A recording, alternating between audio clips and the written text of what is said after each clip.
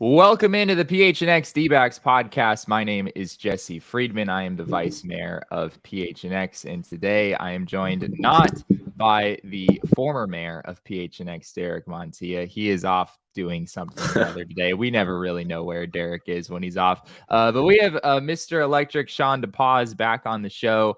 Shawn, I know you were hard at work in Nashville covering the NHL draft last week. Yes, sir. So welcome back. Thank you. D-backs doing not too bad in my absence. I didn't want to say I was rooting for them to lose, but it would have been nice to know that I was like kind of a good luck charm. But I guess it's not too bad that they're doing all right without me. I guess that's acceptable. Sure, we'll take that. The Diamondbacks did take 2 out of 3 from the Los Angeles Angels over the weekend. We'll get into more of that series here momentarily. But first, Shawn, what I think is on everyone's minds right now in the Diamondbacks universe is All-Star voting. Yesterday, Sunday, was the big day where Major League Baseball announced the full rosters for the MLB All-Star Game, which is now just a little bit over a week away, happening in Seattle next Tuesday.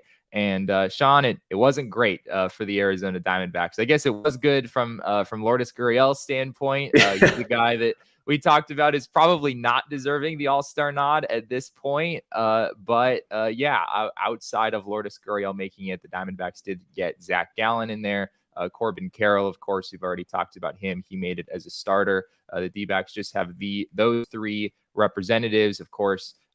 Several guys left off the list. Geraldo Perdomo is a guy we've talked about, Christian Walker, Merrill Kelly, and probably most notably Ketel Marte left off of the NL All-Star roster.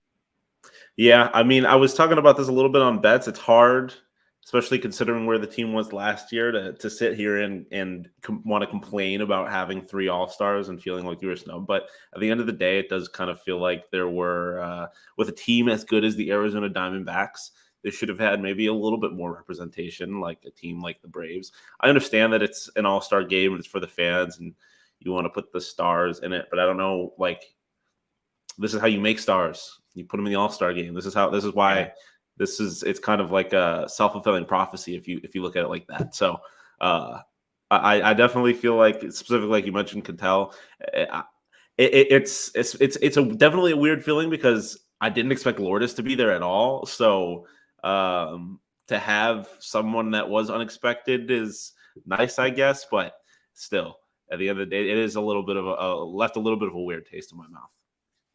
Yeah, and I think, if there was, 2 second basemen in the National League that were clearly in front of Ketel Marte, that would be one thing.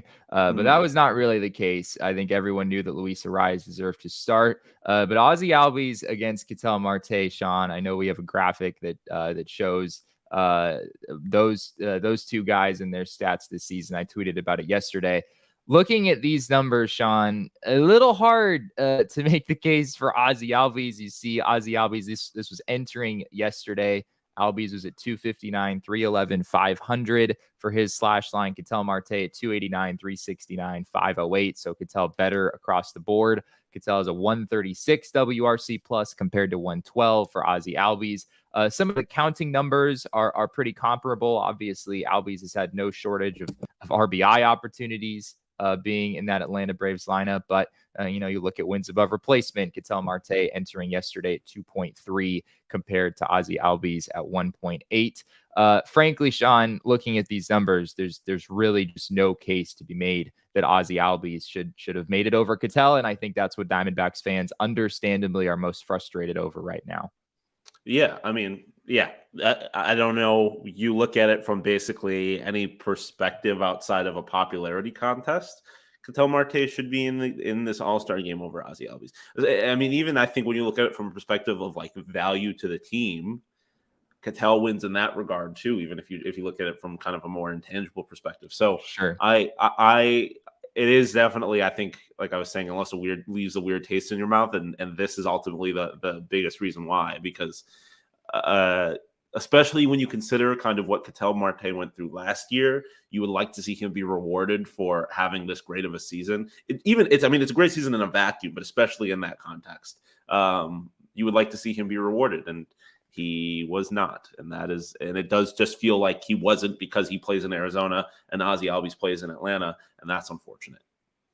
Diamondbacks manager Torey Lovullo did speak on this after the game yesterday, after the D-backs got the news, and said, yeah, it's frustrating.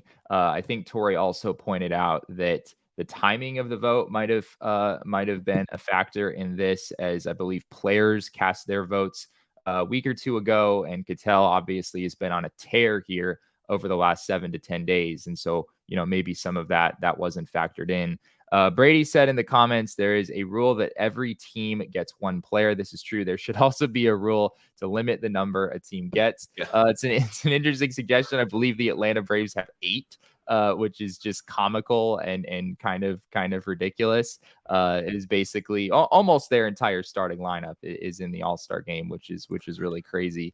I will say it is crazy. It is crazy when you look at in the American League and you have at least the Braves are like the best team in baseball, or at least the National League. Yeah. Like in the American League, there is a bunch of Blue Jays, and that team has not been. I mean, it's the AL East. They all are kind of good, but they have not been that great.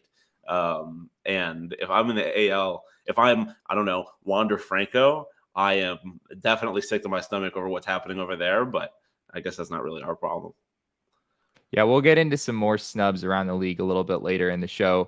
But the Diamondbacks were probably a little bit hurt also by the fact that every team does get a representative automatically. That came into play, I think, specifically at first base, where Christian Walker was not named an All-Star and Pete Alonso of the New York Mets was named an All-Star. Obviously, it has not been a great season for the New York Mets. And they needed someone in the game. It wasn't going to be Max Scherzer. It wasn't going to be Justin Verlander. It wasn't going to be Francisco Lindor, even though he was one of the finalists going into phase 2 to start in the All-Star game. I guess Pete Alonso makes sense as being their representative, but comparing the numbers, we could have made a similar graphic with Christian Walker and Pete Alonso. There's really no comparison there either. Other guys that come to mind, Geraldo Perdomo. We talked about him the other day and how he arguably deserved to start in the game over Orlando Arcia. If you compare numbers from those two guys, I think there's a pretty strong case that Perdomo came out better there, higher in wins above replacement, higher in pretty much all of the offensive metrics as well. Of course, Dansby Swanson of the Chicago Cubs was instead named the backup at shortstop. So I don't know, Shawn, outside of Ketel, which I think is clearly the most egregious move here, which of these other guys not making the team is most disappointing to you? I mean, the Christian Walker definitely hurts, because I feel like it seems like he is just kind of perpetually underrated. I mean, it like you said, it kind of makes sense that because everyone has to have a representative, that Pete Alonso is that representative, especially with him competing in the home run derby and him always being in the home run derby, and he's just a bigger star than Christian Walker. Sure. But Christian, especially, and I know defense doesn't get you into all-star games, but we consider how good he is defensively and how important he is and productive he is offensively. He is a kind of guy that feels like he deserves it. But then outside of that, I mean, Perdomo, that one just hurts because it's a guy that you didn't see coming at all. And you feel like there's this young guy who just kind of burst into the scene. He definitely feels like he should be rewarded for the just massive leap he's taken from last year to this year. But that one, I guess, it makes a little more sense because before this year, there was not a lot of reason for your casual fan to really know who Geraldo Perdomo was in the way that they should have known who Christian Walker was, I guess. Yeah, it's always kind of a battle, it seems, for the Diamondbacks when it comes to all-star voting. It's generally felt in years past they were maybe a little bit underrepresented. Obviously, last year was not one of those years with Joe Mantiply making the team. But yeah, the Diamondbacks, I'm sure fans have certainly experienced this before, and it just kind of brought back to mind, yes, even though the Diamondbacks are playing extremely well and they have the second best record in the National League and all this stuff, there is maybe some level of disrespect, some level of just not getting the flowers around the league that they probably deserve. Switching gears over to that series the Diamondbacks played with the Angels over the weekend, we can take a look at the numbers from that series. The Diamondbacks dropped the finale yesterday with Zach Gallen on the mound. Gallen pitched well, but also not. He had tied a season high with 12 strikeouts and allowed 4 runs in the game. So a bit of a weird one for him. But as you can see here, the Diamondbacks, I think, pretty clearly outplayed the Angels in this series, and they were able to take 2 out of 3 overall. So Shawn, all in all, I think you'll take that on the road against a pretty good Angels team. Yeah, 100%. I mean, this is not your 2 years ago or even last year's Angels. This team has been playing pretty good baseball so far this year, and especially when you consider where the where the wins came from in this series and who was on the mound in those wins, like that is a comforting feeling. Seeing Ryne Nelson and Tommy Henry have pretty good outings. And I guess if you want someone to have a bad outing, it's Zach Gallen, because you can always trust that he's going to rebound if you want to look at it like that. Sure. But so in order for them to be able to get 2 wins with those guys on the mound, and in as you can see with these numbers, pretty dominant fashion. I mean, it's not like the Angels necessarily had a bad series, but the D-backs just had a better one. And to see that is definitely a good feeling. Like when I said, the Angels have been playing decent baseball so far this year. They really have, yeah, which is something we're not really used to saying, right? The Angels are like they're in the mix, right? They're actually a potential playoff team out in the AL West. But yeah, the story in this series for me, as you alluded to, was absolutely Tommy Henry and Ryne Nelson going out and doing what they did. These weren't just good starts, Shawn. I mean, these were pretty dominant starts. I mean, Tommy Henry on Friday, 5 2/3 innings, 4 hits, 1 run, 2 walks, 8 strikeouts in the game. We don't generally see Tommy Henry push above 4 or 5 strikeouts, so 8 in a game. Pretty big number for him. And then Ryne Nelson followed that up on Saturday, 7 1/3 innings for Ryne Nelson, only 3 hits, 1 run, 1 walk, 6 strikeouts in that game. He only had 84 pitches at that point in the game, too. Yeah. He very well could have stuck it out and tried to finish the 8th inning. And as you said, you're not going to be concerned about Zach Gallen giving up 4 runs and a couple of home runs. You know that he's going to be good. He's an all-star. He's someone you trust moving forward. But this is a pretty big development for the Diamondbacks, what Tommy Henry and Ryne Nelson have been able to do, right? For Tommy Henry, this is really his 3rd consecutive pretty darn good start. He has a sub-2 ERA over his last 3 starts combined. Ryne Nelson, this was his 2nd consecutive pretty solid start for the Diamondbacks. And then, of course, even Zach Davies, his last time out against the Tampa Bay Rays, really turned things around in a big way. Suddenly, Shawn, you look at this rotation and Gallen and, when Merrill Kelly was last on the mound, those guys have actually been struggling a little bit recently, whereas the rest of these guys have really turned it around in a big way. Yeah, I mean, it's definitely odd, because does any of this make me feel like really any different about what the D-backs need to do at the deadline? Not really. But it is a nice feeling to see that these guys are not a complete liability like we might have thought they might have been at different points in the year. And I mean, the reality is, once you get to the playoffs, all rules are off. Like, no one is a reliever, no one's a starter. So if you have these guys pitching well, and you're able to acquire even more higher quality starting arms before the deadline, then you have just a whole bunch of tools at your disposal for the playoffs, and then that's a really good feeling to have. It doesn't even really matter who is supposed to be what, I guess, at that point. I'm just really distracted right now by your cat prowling around in the background. Know. Very, very adorable. That was sort of my next question is, do we feel that with how good those guys have looked recently, do the Diamondbacks not necessarily need to add a starter at the trade deadline? Is it more the bullpen that needs improvement? It's a tough question to answer, because in some ways, if the D-backs were to bring in a starter right now, who would you replace? If Zach Davies continues to be all right, and Tommy Henry and Ryne Nelson continue to be all right, there isn't really an obvious candidate remove from the rotation. Obviously, Merrill Kelly is on the injured list right now, so they're rolling with a 4-man rotation at the moment. They have a spot for the moment, but once Merrill Kelly comes back, there isn't necessarily a clear spot that you would, a clear guy that you would want to remove from this rotation in order to go a different direction. So my inkling, Shawn, is that you probably still would want to add a starter. That Tommy Henry and Ryne Nelson are young, and it's great that they're doing what they're doing.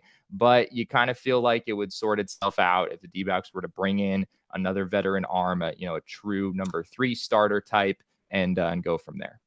Yeah, I mean, we saw. I don't know if I can't remember if we've seen it more than once, but I know we've at least seen it once. We saw Tommy Henry come out of the bullpen at one point earlier this season, and so if you get another arm, I think at that point with these especially the 2 young guys and Ryne Nelson and Tommy Henry, you can be pretty flexible with what you end up doing with them.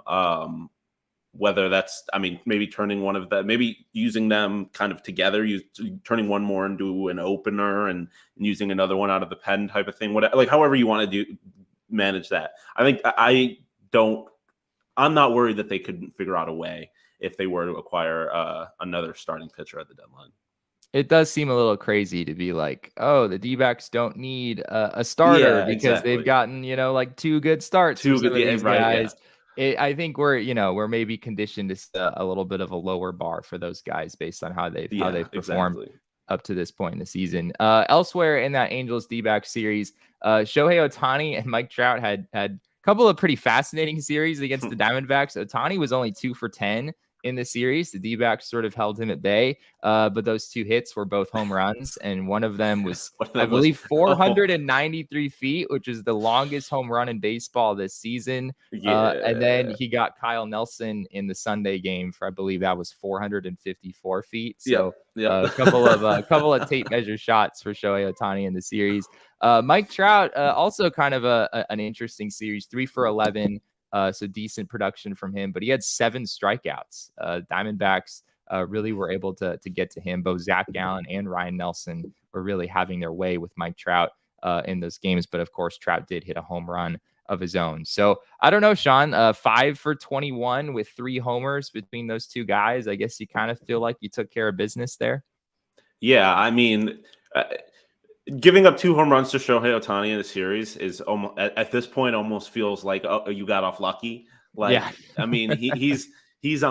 He's literally quite literally on a record pace. Aaron Judge got a record for a year, and now Shohei is on track to break that. So that's whatever. I think when you're looking at making those 2 guys swing and miss, or not just swing and miss, but just strike out as much as they did.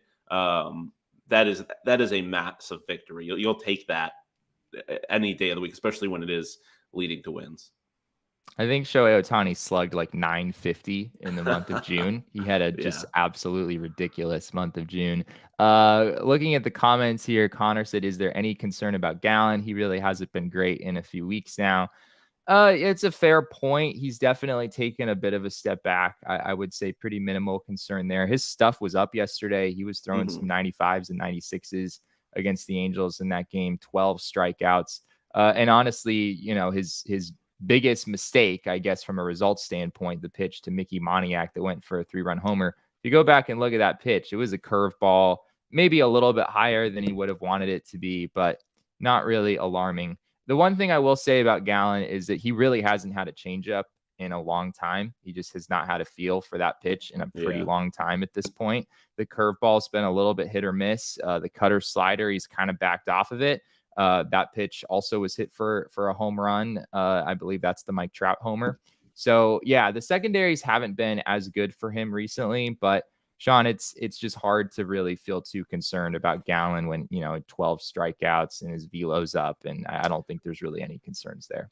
Yeah. That was the thing is even I tweeted jokingly on Twitter yesterday in the middle of Zach Gallen's performance that he was looking to show up Shohei Ohtani and put in like a record performance in a loss. Cause at one point he was literally just striking out everybody at the beginning of that game. So yeah, it's hard to be too concerned, but again, he's still an all-star. He's still probably the best pitcher of the National League, or if not one of them. it's better this than to have all the guys at the back of the rotation struggling and kind of wondering where do you go from here. Like it's not like he is really throwing into question what you have to do at the deadline or throwing into question the viability of this team or this rotation or whatever. Like you can trust Zach Gallen regardless of how he's been performing recently, and that's a good feeling to have. Yeah, I mean, you'd rather have like mid 2 ERA Zach Gallen than low 3 ERA Zach Yeah, Gallen. 100%. At the end of the day, you're not concerned at all about him moving forward. Something that was hilarious that happened over the weekend, and arguably the biggest storyline of the weekend for us, Shawn, is a little moment that happened in Friday's game, which was an Apple TV Plus broadcasted game. You couldn't watch this on Valley Sports Arizona. A sideline reporter doing that game for Apple TV Plus said something that was just absolutely hilarious. It was arguably the greatest moment in the history of this podcast, maybe the history of PHNX in general. I would argue, yes. Heidi Watney went on the mic and told the story of, she was talking about Lourdes Gurriel's hair, which of course would be a big topic of conversation in any national broadcast with the Diamondbacks. But she pointed out how, the city is getting behind the Diamondbacks and Lourdes Gurriel. And she told the story of how Phoenix Mayor Derek Montilla even dyed his hair purple after the Diamondbacks posted a winning record in April. And apparently there was a misunderstanding there, Shawn, because Derek is not, in fact, the mayor of Phoenix, no matter what he would try to have you believe. He is the self-declared mayor of PHNX. And even that isn't really true right now, based on the deal that we made with the Sun Devils crew in order to bring you over here, Shawn. So either way, an absolutely hilarious moment that I don't think any of us are going to forget anytime soon. Yeah, still very appreciative of the sacrifice, by the way. But yeah, very unfortunate for Kate Gallego. She kind of just, in the course of one broadcast, got her job taken. But yeah, no, that was genuinely one of the craziest things ever. Like that is Apple TV. That's a national broadcast, and Derek Montilla, who I mean, just it's the mayor of PHNX getting referred to as the mayor of the actual city of Phoenix is one of the craziest things. Is genuinely one of the craziest things I've ever had happen at this job. It was so funny. We were waiting for her to I don't know, make it sound like some sort of a joke or something. Yeah, but no, correct she herself. was she was dead serious. She just rolled with it. She somehow thought that Derek was the mayor of Phoenix. Absolutely outstanding. Speaking of outstanding, we have some outstanding things for you over at the BetMGM Sportsbook app. You all should absolutely get in on that if you have not already. Starting Friday, June 23rd, BetMGM players will receive a bonus bet upon login to the BetMGM Sportsbook every Friday for the next 3 weeks. Claim period extends through Saturday and Sunday, 72 hours to log in to claim, and then 72 hours to use the bonus bet after you log in. So log in at any point during the weekend and claim your bonus bet on the house. An absolutely great deal over at BetMGM. If you haven't signed up for BetMGM yet, use bonus code PHNX. There's a few different offers depending on where you live, but for our Arizona audience, you place your first bet offer and receive up to $1,000 back in bonus bets if it loses with BetMGM. Again, make sure you use bonus code PHNX. Check out the show notes for full details. And now listen to Shane talk about the disclaimer. Disclaimer, 21 plus to wager. Visit BetMGM.com for terms and conditions. U.S. promotional offers not available in Washington, D.C., Mississippi, Nevada, New York, and Ontario. Gambling problem? Call 1-800-GAMBLER. Colorado, D.C., Illinois, Indiana, Louisiana, Maryland, Mississippi, New Jersey, Ohio, Pennsylvania, Tennessee, Virginia, West Virginia, Wyoming. Call 877-8-HOPE-NY or text HOPE-NY 467-369, New York. Call 1-800-NEXT-STEP, Arizona. 1-800-522-4700, Kansas, Nevada. 1-800-327-5050, Massachusetts. 1-800-BETS-OFF, Iowa. 1-800-270-7117 for confidential help, Michigan. Can't get Four Peaks in Michigan, but you can right here in the great state of Arizona. Four Peaks, the official craft beer of your Arizona Diamondbacks. After you win a bunch of money on BetMGM, you could take some of that money, flip it, and invest in Four Peaks. Or when you're at the game, get a wow. I know that it's hot now, so the roof's not open, but there's nothing better at a D-backs game when the roof's open. Get a nice wow on tap. Love it. And when you drink Four Peaks, you're doing good. You're helping the teachers because Four Peaks, every year they give out 11 $1,000 grants to teachers. And Teachers Tuesdays are back. So teachers can head to Four Peaks 8th Street Pub every Tuesday with their teacher ID, and they'll get $4 pints of Kilt Lifter, Wow, Hazy, and Hop Knot. And like I said, I love a good Wow. So if you're a teacher, do not pass up that opportunity. Check out at Four Peaks Brew or at Four Peaks Pub to keep up with the latest at Arizona's hometown brewery, but you must be 21 or older to drink. And as always, please drink responsibly. Brian says, is Derek so big-headed now that he's too good for the show today? Yes, that is correct, Brian. He has some mayoral duties to attend to. Yeah, right. He has roads to fix. A city council meeting. He has city council meetings to attend. So we're told he'll be back on Wednesday. We'll see if he's able to make time for us then. Moving on here to our next segment. Of course, it is Monday here on the PHNX D-Back show. And of course, every day is Earth Day here on the show. Every week is Shark Week. But every Monday, we go to the mailbag. Let's go. My mailbox, always something interesting in my mailbox. I try to get to everything in my mailbox. And then once in a while, there's a letter that makes me go, wow, wow, my mailbox. Our first question comes from, I believe, Michael Rokicki. As Michael asks, he says, a baseball podcast I listened to suggested, wow, Alec Thomas, Yumin Lin, and AJ Vukovich for Max Scherzer. Do you do this if you are the D-backs? Shawn, I'm going to let you take the first stab at this really fascinating trade. Probably not. Alec Thomas is just too. I just feel so comfortable with the outfield now. I don't really want to mess that at this point. I don't want them dipping into any of like the actual people that are in the starting roster that are a clear part of the future plan. I would like them to go more into the prospects if they're trading for arms. But in theory, Max Scherzer would be cool to have here. That would be fun. Yeah, right. Obviously, Max Scherzer, one of the greatest pitchers ever the greatest pitcher ever, probably, to start their career in Arizona. So it'd be, sort of a full circle moment for him. But yeah, the biggest thing here for me, Shawn, is that Max Scherzer is on a 3-year, $130 million contract, and he makes more than $43 million per year. I know that Steve Cohen, in a recent interview, or maybe this was just some reporting that was done, it sounds like the Mets are willing to eat some salary in a deal like this. I think they would pony up and pay sort of whatever was needed to make it so the return was good for them.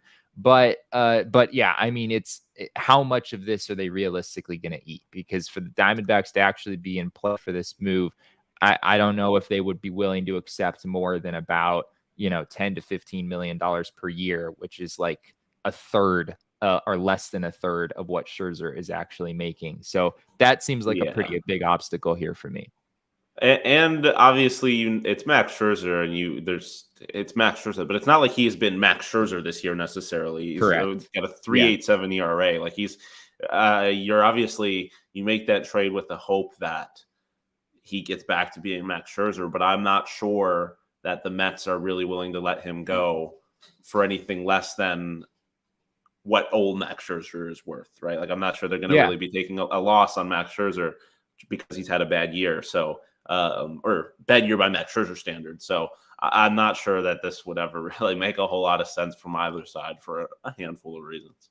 Yeah, he's 38 years old. I mean, this contract is going to take him through his age 40 season. And yeah, I don't know if I see it. Scherzer has been really good lately. His last few times out, he has bounced back nicely. I believe the D-backs will catch him in this upcoming series against the Mets over the next few days. So we'll get an up close look. Maybe we'll change our minds and say we absolutely have to have Max Scherzer no matter what. But seems pretty far fetched for me. What's the next question? What do we got? Lee says, is Jameson talking about Dre Jameson, is he going to remain a long bullpen guy, or do you believe he'll find his way back to the rotation? I'm going to say that Dre Jameson remains a long bullpen guy. The Diamondbacks have been pretty upfront. Torey Lovello has been pretty upfront that the Diamondbacks have reached the point where they're no longer comfortable moving Dre Jameson back to a starter. Obviously, there's been a lot of back and forth already this year, breaking into camp as a starter and then being moved to a reliever when he made the Diamondbacks opening day roster. Then they turned him back into a starter and sent him down. And now he's back up and now serving as a reliever. So this is they've reached the point of no return there. And yeah, I think this one is probably pretty simple for that reason. You have anything to add there, Shawn? No, not really. And I mean, like we were kind of talking about earlier, at this point, it's we're talking about there potentially being a log jam now all of a sudden at starting pitching. I don't see them adding to that problem with the guy who has been, like you said, they've made clear they plan on keeping in the bullpen. Yeah. The one thing I will say is the D-backs, I believe it's on July 8th, actually. The D-backs do need a starter. They have named their probables for this series against the Mets, and they are, in fact, skipping the fifth spot in the rotation. So that spot that Brandon Pfaadt took the last time around, D-backs are just skipping over that this time through, which they're able to do because of the off day today. But on July 8th, they are going to need some starter to come up from Reno. It can't be Brandon Pfaadt because of the new rules. They're not eligible. He would not be eligible to be called up that quickly. So yeah, they're going to need to come up with some solution. I wouldn't rule out Dre Jameson playing a significant role in that game. Maybe not as a opener, but maybe, kind of in his current capacity as a long reliever out of the bullpen. So using Dre Jameson as an opener type at some point could be possible. But even then, you're still probably talking about 2 or 3 innings. I don't think they're gonna stretch him out at this point. Let's go to the next one. Kristen Phoenix. Will Mayor Gallego be joining this podcast to congratulate Derek Montilla? And is Jesse still the vice mayor? Well, I can answer the latter question. I am still the vice mayor. That is what I'm told. I was, in fact, the acting mayor for a brief period of time while Shane Bach was doing something or other, and he was unable to fulfill. He was getting his wisdom teeth taken out. Right. So I was the acting mayor for a solid few hours a couple of weeks ago, but yeah, we'll see if Mayor Gallego is willing to come on. I mean, it might be kind of a sore moment for her, though, right? She's just kind of suddenly had this job taken away from her, so I don't know. Yeah, I know. I think we're going to have an election at some point. So after the campaign, maybe we'll have to hold a debate. I'm not sure how Derek will fare in a televised debate against Mayor Kate. So we'll have to see. I wouldn't give up. I don't know. This is still a democracy. Derek isn't holding on to this forever. I mean, you definitely get the pro wrestling fans vote, right? There would be some people who would vote for Derek. All right, let's go to the next one. We got Brady Martin. Here we go again. Will Derek be seeking re-election next year? If so, what can we expect his campaign platform to look like? Shawn, I guess we kind of have to just wait for Derek to be back on the show. I don't know if we're eligible to speak on this. I don't know. Yeah, and I mean, who's to say necessarily that we'll be supporting his campaign? Maybe or running. There could be potential competitors to his campaign, his re-election. So. We gotta. I'm not just gonna blindly pledge allegiance to Derek quite yet. We do have to see. We have to let him speak for himself and see what he's about. Yeah, he has to earn our votes too. Exactly. I mean, I'm supposed to be his running mate, but he still has some convincing to do. Yeah. Let's do one more and then we'll take a quick break here. Tyler says, are the D-backs an actually good team? Or have they just been able to take advantage of struggling /500 or under teams? And if so, what do they need to do or add to solidify wins against for sure playoff teams? Very valid question. There has been this narrative, and we talked about it after the Rays series, where the Diamondbacks are beating the teams that they're supposed to beat, and they're kind of losing to pretty much all of the teams that you would like to see them beat. Right. Yeah. In June, they lost series to the Atlanta Braves. That was a tough one. To the Rays, of course, to the Giants.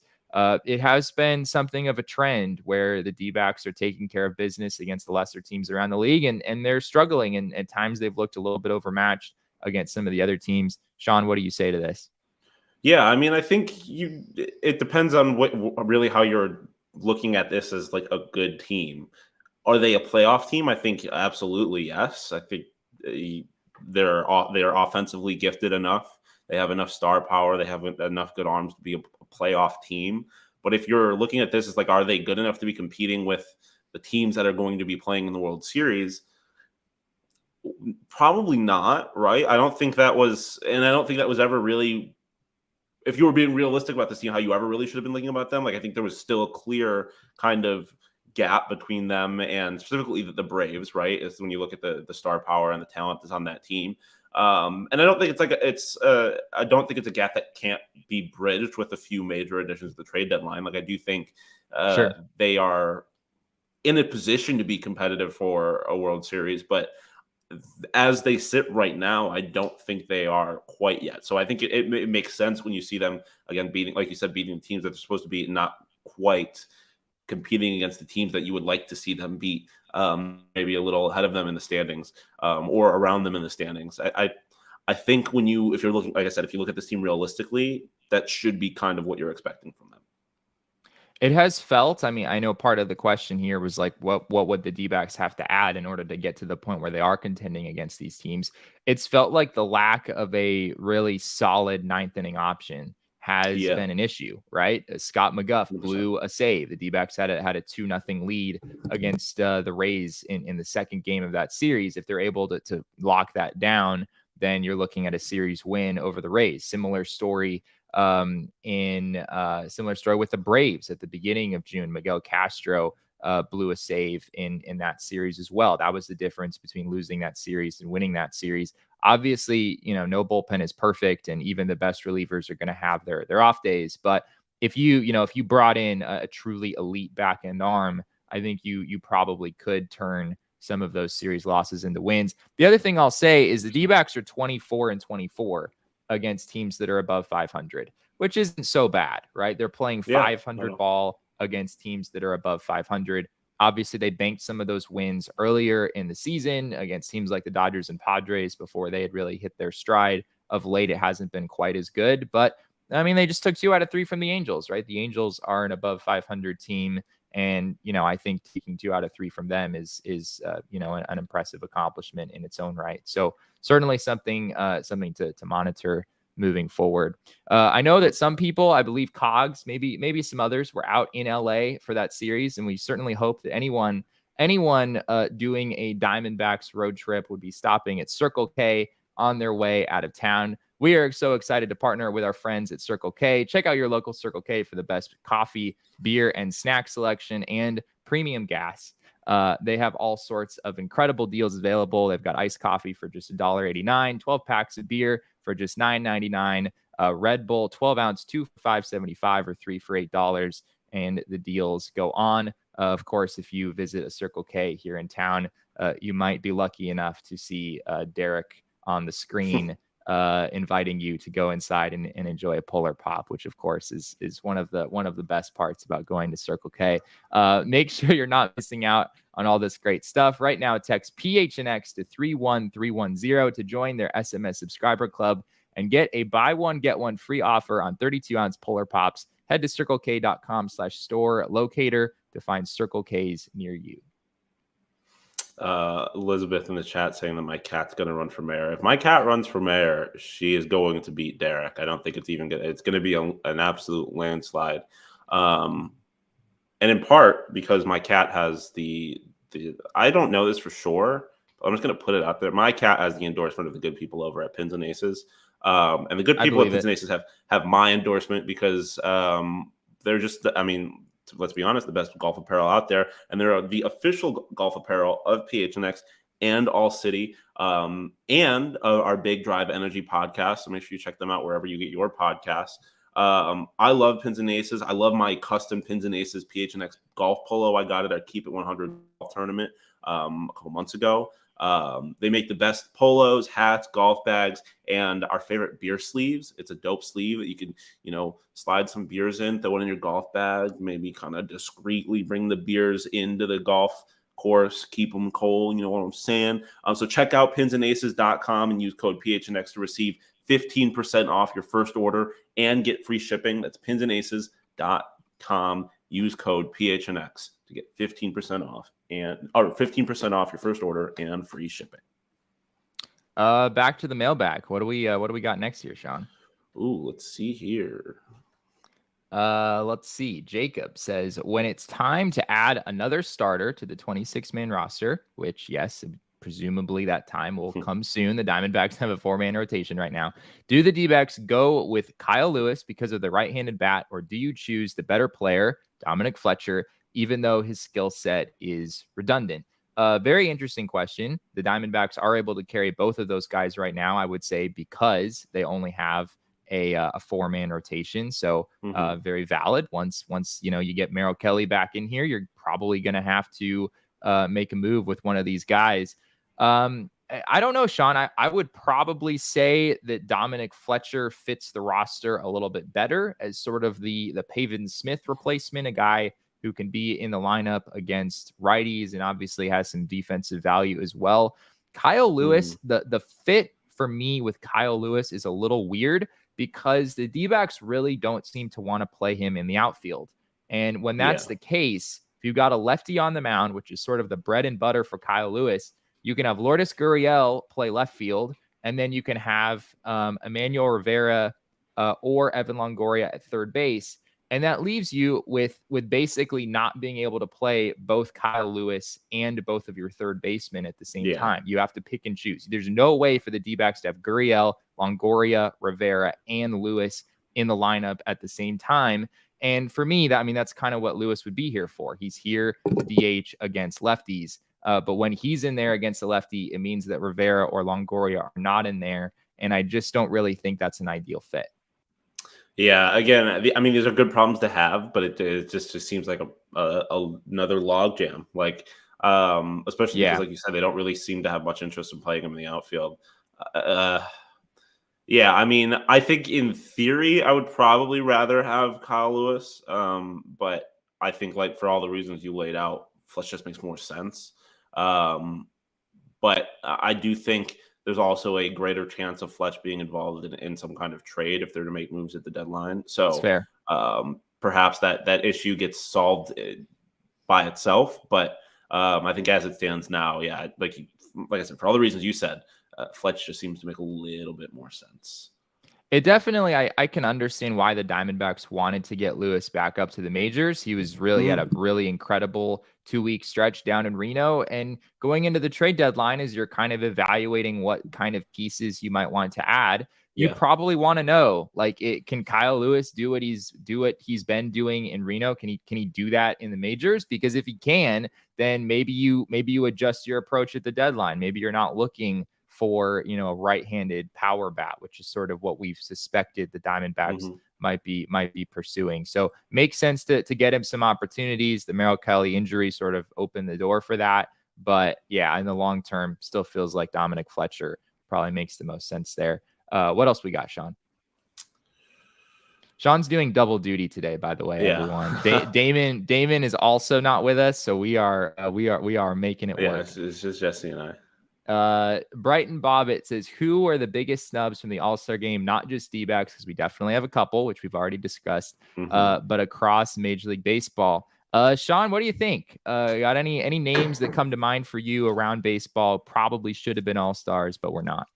Yeah, the first one that comes to the top of my head is Wander Franco. That to me is absurd when you look at where he is statistically, where he ranks amongst other just other players in the American League in general. I think it's him getting bypassed for a Brave, I believe, or not Brave, a Blue Jay, I believe. Bo Bichette, I think, makes no sense to me.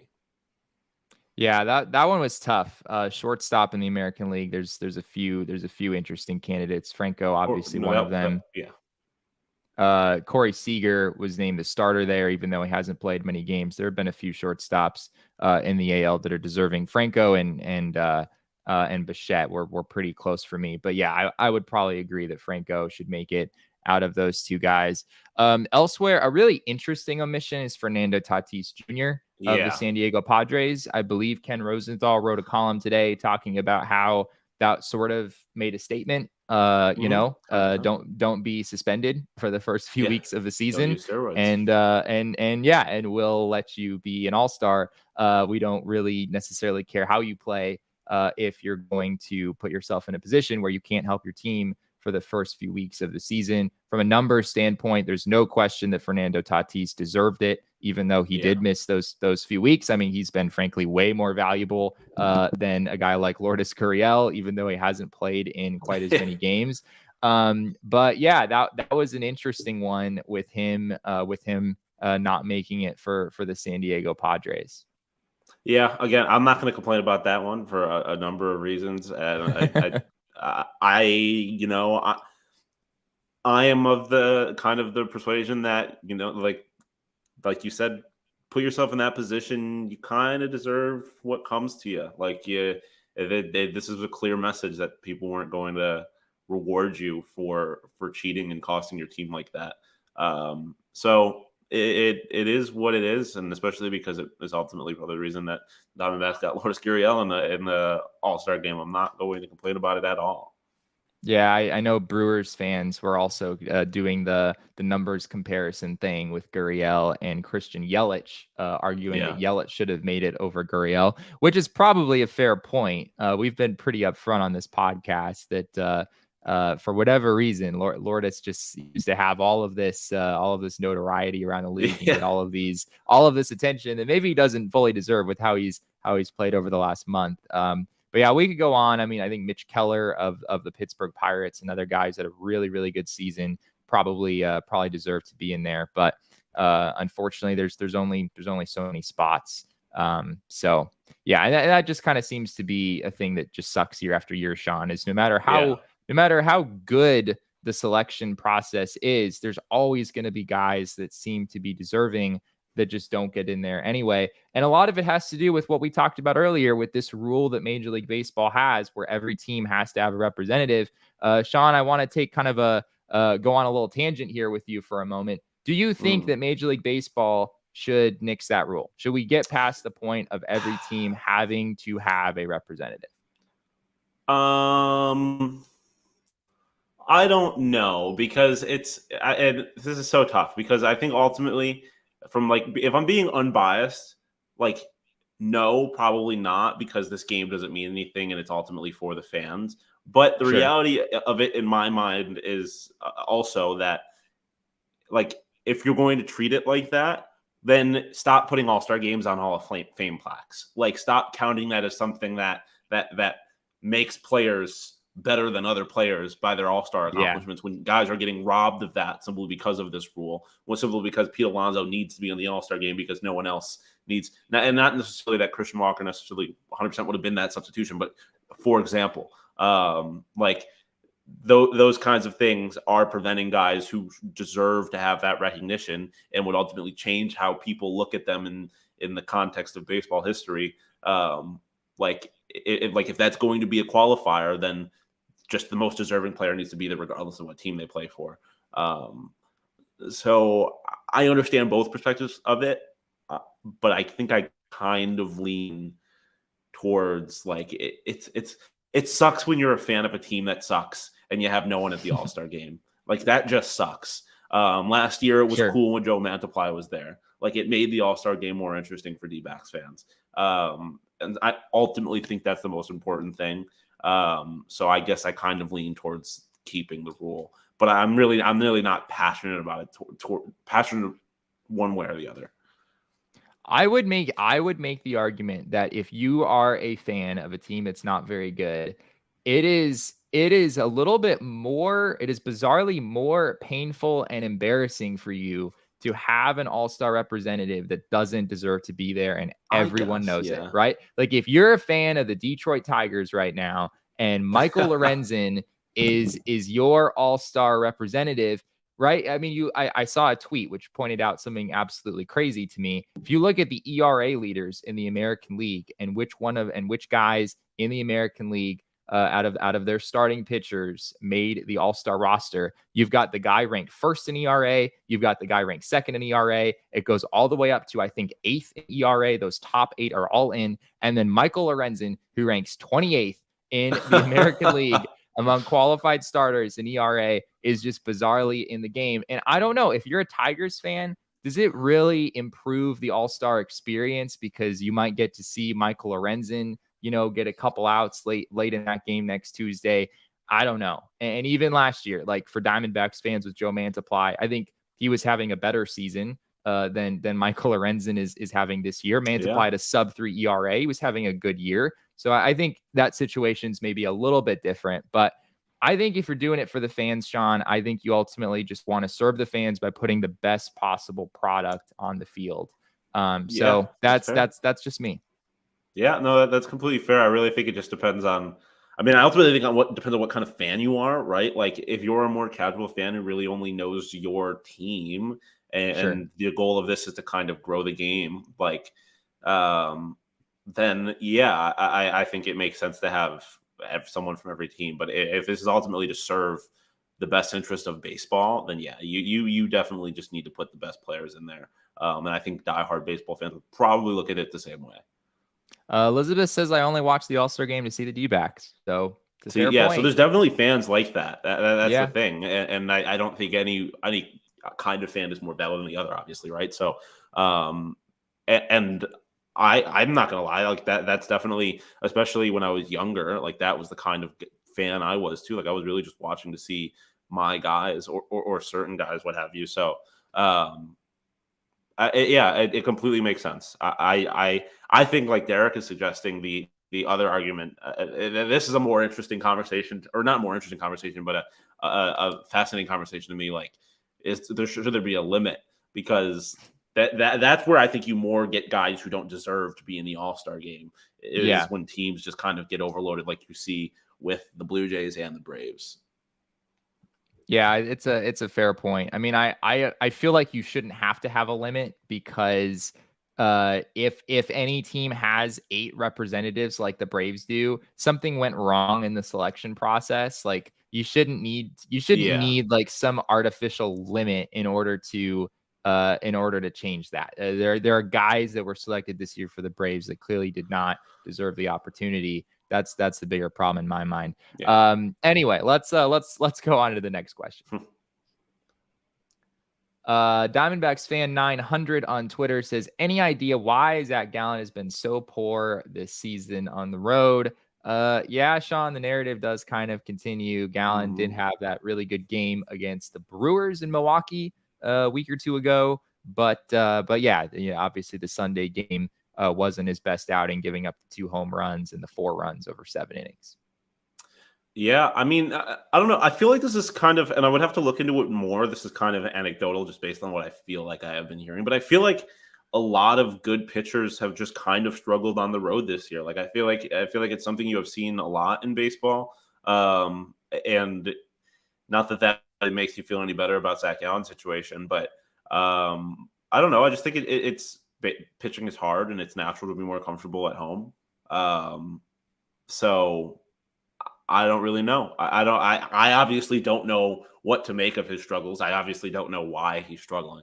But I don't know that if there might just not be a whole lot to read into it other than it's kind of messes up his routine. He's a very routine based guy. It might just be simple as that. Yeah, I don't know. I mean, even then it's like, okay, well, what about your routine on the road is necessarily different? That's fair. I guess there was the narrative with that one start in Detroit where it was so early in the morning. It was at like 8:30 in the morning, Arizona time. He did pitch in a day game yesterday. So, I mean, I guess maybe it's like a day game versus night game thing. Obviously, that was on the West Coast. That was at, 1 p.m. Arizona time. So that's sort of a different story. But yeah, I don't really know exactly what the deal is there, but frankly, I'm not too worried about it. It's not really something that Gallen has a history with. It's not really a trend outside of this season, so not something I would be too concerned about. What else we got, Shawn? I believe this is our last one from at Chris the Doula on Twitter. This is probably the most important question we'll answer today. Who is hitting a ball farther off a tee? She presents the following options: Sean DePaz, Derek Montilla, Jesse Friedman, Jacob Franklin, or Danielle Cortez? And Shawn, I feel like I know the answer here, but I'm curious what you have to say first. I mean, I think I wouldn't be me if I didn't say that I don't think I had a chance here. Like, I Okay. did play All right. baseball. I think I would have an opportunity. But from what I've heard, Danielle rakes, and I don't think it would be particularly close. So I probably would have to go with her. Yeah, I've sort of learned the hard way that, doubting Danielle's athletic ability in any particular way is not usually the best choice. Although we've played some very competitive ping pong matches. I don't want to make it sound like she's absolutely destroyed me when we've played. But yeah, I talked some trash and I was humbled. So I'm not going to make that mistake again. I do think it would probably be one of you guys. Frankly, I'm pretty sure Derek would swing and miss. I mean, maybe he rolls over the top and hits a slow roller to the pitching mound, something like that. Don't have a whole lot of faith If there. he connects, he's probably the strongest if he connects, but I'm not too sure about the technique. Yeah, Jacob's sort of a wild card for me. I don't know. I've never True. seen Jacob swing a bat, or I've never played him in ping pong or any kind of anything really. So I don't really know what to expect there. Yeah, me either. He might have a little Ellie De La Cruz in him, just long and lanky, just get around on it and just send it. Who knows? I'm not really betting on that, but who knows? I think Jacob Franklin would probably be the fastest man in baseball, right? I mean, I think he Who knows? Why not? he's the build for it. He's that athletic, right? Absolutely. Shawn, am I mistaken? Is that all of our mailbag questions? Did we hit all of I them? think we might have one more. Okay. Yes, Here we go, we do have one more. All right. Juanito_GRM on Twitter says, should Corbin Carroll represent the Diamondbacks in the home run derby? Corbin Carroll, to preface this, Corbin Carroll has already said that he is not interested in participating in the home run derby. So we already have our answer from that standpoint. But I guess, Shawn, the question here is, should Corbin Carroll represent the Diamondbacks in the home run derby? What do you think? Is that something you'd be interested in seeing? It would be cool. I'm struggling to tell how much anyone cares that he's from Seattle outside of him and D-backs fans, right? So like, Sure. does that story really translate on a national scale like it needs to for it to matter in this situation? I'm not too sure. Like, I think it would be a much bigger question if it was in Arizona, right? I had brought this up to you like a couple weeks ago, I think, and I think your initial reaction was just that like he's not that kind of hitter either. So like I don't know that it would even make for that entertaining of a home run derby. Like, and as a D-backs fan, it would just suck to see him go there and just get eliminated in the first round and not really do anything like that. When him just being there doesn't do a whole lot for me since he's already in the All-Star game. Now, if he wasn't in the All-Star game, I think this would be an awesome like bone to throw him, right? But he obviously is studying the All-Star game. I don't think you need to do this. I think the home run derby, that's something that's strictly for fans. Like, you just need to throw guys that are going to hit balls hard and far, which is something they tend to do. And so I don't have a problem with him not being there. It would be cool, but I don't think it's not something that I'm upset that he is not representing, or he's not in the home run derby. Yeah, it's a little weird, right, to be talking about like Corbin Carroll like doesn't quite have the the monstrous power that like Vladdy Jr. or those other guys have. When Corbin Carroll is on pace to hit about 35 home runs, I mean he clearly has some power in there. But yeah, I think there's a difference between guys who are just really, really good hitters who have enough power to get the ball over the fence. And especially Corbin Carroll's size, the amount of power he has is incredibly impressive.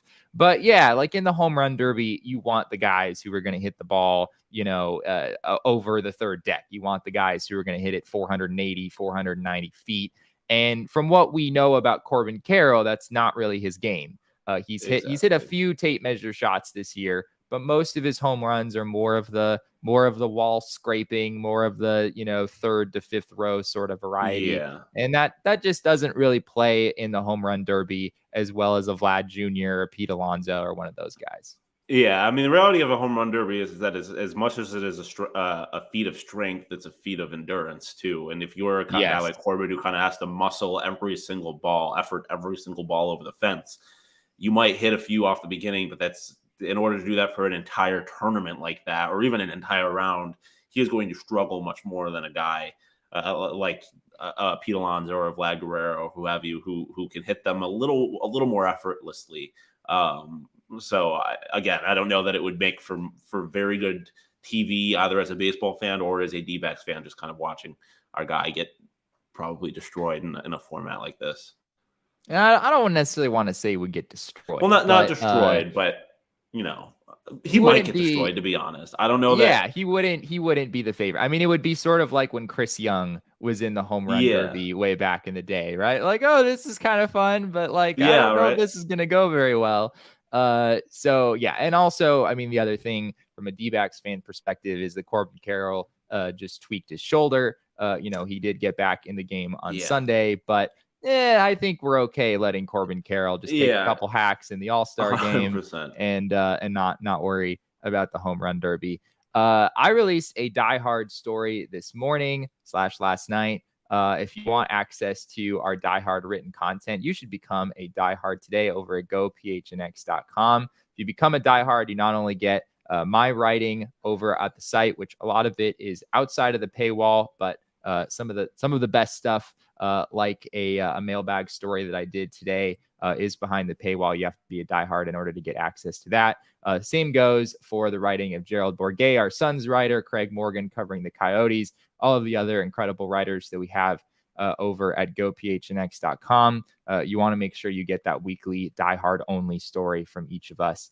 So be sure to become a diehard today. If you do, you get all sorts of other crazy perks, Shawn. You get a free item from the PHNX locker every year.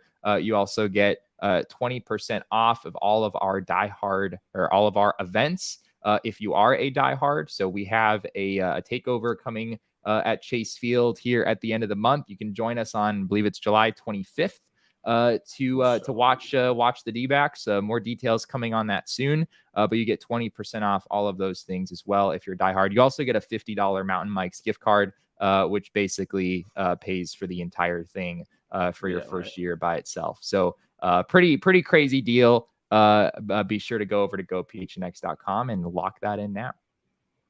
Speaking of crazy deals, you can get some pretty damn good deals on spaghetti and things of the sort over at Spaghetti Shack. Our good friends over at Spaghetti Shack are always hooking us up with food, and we love it. They got they had chicken parm the other week, and I wasn't here for it, and I was very upset to learn about that. But their spaghetti. I was also very upset to hear that I missed the chicken parm. It's crazy. Yeah. They got, their spaghetti, their meatballs are amazing. Their garlic bread is amazing. I love their spaghetti, but sometimes I just skip the spaghetti altogether, throw meatballs on the garlic bread, make myself a little meatball sub. It's amazing. And the best part of Spaghetti Shack is that they're ASU alum owned and operated. So, they have a special place in my heart. The Spaghetti Shack is a community-focused to-go pasta concept started right in Tempe by 5 lifelong friends. They're currently serving Tempe and Queen Creek, and they hope to enter a neighborhood near you soon. So check out our friends over at Spaghetti Shack. That actually might be what I do for dinner now that I think about it, because now that I'm talking about spaghetti and meatball sounds very good. Spaghetti just always sounds good. It's one of those things. You're not wrong. Just always, I'm always down to eat spaghetti. So absolutely be sure to check out our friends over at Spaghetti Shack. Before we go, want to let you all in on our show schedule for this week. Things will be a little different. We do not have a show tomorrow. We hope you all enjoy your July 4th celebrations with your friends and family. We'll be back with a post-game show, or I believe a 1 p.m. show actually on Wednesday. And then we also have a special Sunday show this week for the MLB draft. So I will be out in Seattle starting on Friday, covering the All-Star game, covering the home run derby, the whole thing. The MLB draft is happening there as well. So I'll be out there on site, and we're going to talk about who the Diamondbacks select. They have the 12th overall pick happening here in less than a week. So we're going to start talking about that a little bit more here in the days leading up to that as well. So be sure to join us all week on the show. We always love having you guys here in the chat. We thank all of you joining us on audio as well. If you haven't already, be sure to give us a follow on Twitter as well. As long as your rate limit isn't exceeded, hopefully you're able to see our tweets. You can find me at Jesse N. Friedman. You can find Shawn at Shawn_DePaz. Damon and Derek aren't here today, so they don't deserve Twitter They don't shout get the outs. plug. They're slacking today. But we would also love for you to follow us at PHNX_DBacks on Twitter. And of course, all roads lead to at PHNX_sports. That's on Twitter, Instagram, and Facebook.